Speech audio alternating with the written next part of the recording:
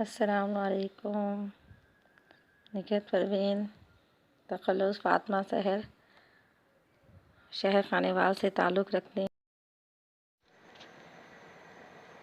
حضرت سچر سرمس کے بارے میں ہے کہ حضرت سچر سرمس 1152 سے 1739 داس نامی گاؤں ضلع خیرپور میرس میں تولد ہوئے۔ آپ کا سلسلہ نسب حضرت عمر فاروق رضی اللہ عنہ سے جا کر ملتا ہے۔ شاہ لطیف کے امہسر خواجہ محمد حافظ حرب آپ کے دادا تھے، جو خود بھی سندھی زبان کے بہت اچھے شاعر گزرے تھے۔ آپ کے والد بزرگوار کا نام میاں صلاح الدین تھا۔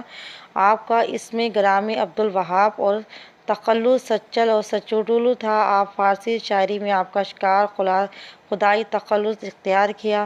چونکہ آپ اعلانیہ سچ اور حق بات کہتے تھے، اس لیے آپ کو سچل کا خطاب ملا۔ سندھی سرائکی کلام میں اپنا تخلص سچو، سچل اور سچیٹلو استعمال کیا۔ آپ نے عربی اور فارسی کی مکمل تعلیم حاصل کی، قرآن پاک حفظ کیا، روحانی فیض اپنے چچا عبدالحق سے حاصل کیا اور بہت سے بندگانہ خدا نے آپ کو روحانی فیض حاصل ہوا۔ 14 رمضان 1244 اور 1839 میں آپ کی وفات ہوئی۔ خیرپور کے قرآن تالپور نے آپ کی بہت عزت کرتے تھے۔ سچر سرمس نہ صرف سندھی زبان کے باکمال بلند پایہ شاعر تھے، بلکہ فارسی، سرائکی اور اردو کے بھی ایک اہم شاعر تھے۔ چونکہ آپ نے کئی زبانوں میں شعر کہے تھے، اس لیے آپ کو شاعر حفظ زبان کہا جاتا ہے۔ آپ نے فارسی میں دیوان اشعار، دیوان خدائی کے علاوہ 10 مثنیوں میں بھی کہی، مثلاً وصیت نامہ، راز نامہ، رہبر نامہ، تار نامہ، وصلت نامہ وغیرہ۔ آپ کا سندھی کلام بیت اور قافیے پر مشتمل ہے۔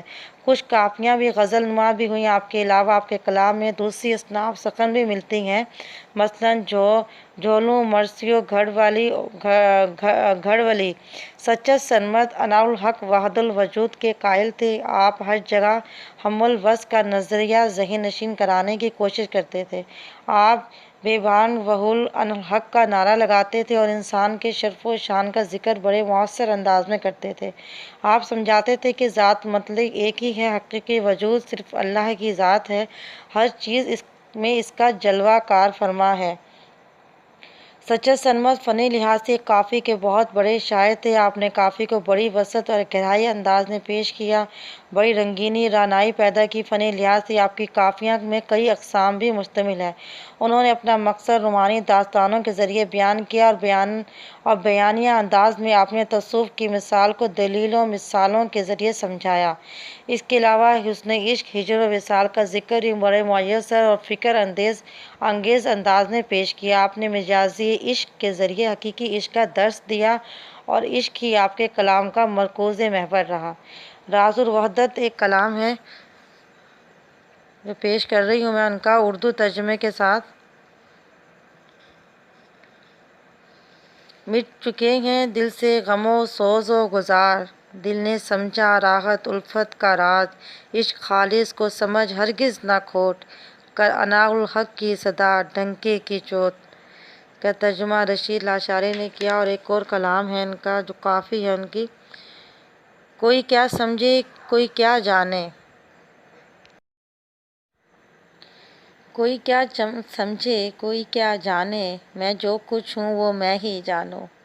کوئی کیا سمجھے کوئی کیا جانے، میں جو کچھ ہوں وہ میں جانوں۔ کبھی مومن ہوں کبھی کافر ہوں، کبھی جاہل ہوں مطلق ظاہر ہوں۔ کبھی مومن ہوں کبھی کافر ہوں، کبھی جاہل مطلق ظاہر ہوں۔ کبھی ساحر ہوں کبھی شاعر ہوں، جو کچھ ہوں وہ میں جانوں۔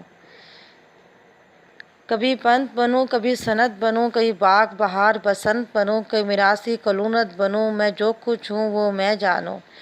کبھی ملا ہوں کبھی قاضی ہوں، کبھی ملا ہوں کبھی قاضی ہوں، کبھی غازی ہوں دور فیاضی ہوں، کبھی نفل نماز پہ راضی ہوں، وہ جو کچھ ہوں وہ میں جانوں۔ کبھی رد ہوں کبھی بد ہوں، کبھی لاحد ہوں کبھی حد ہوں، کبھی مشرق یا مرتض ہوں، میں جو کچھ ہوں وہ میں جانوں۔ کبھی صورت میں انساں ہوں کبھی شوم کبھی شیطاں ہوں میں، کبھی صورت میں انساں ہوں کبھی شوم کبھی شیطاں ہوں میں، کبھی حفظ کبھی نسیان ہوں، میں جو کچھ ہوں وہ میں جانوں۔ کبھی عقل کبھی سرمست ہوں، کبھی بالا کبھی پست ہوں، کبھی عاشق روز الست بنوں، جو کچھ ہوں وہ میں جانوں۔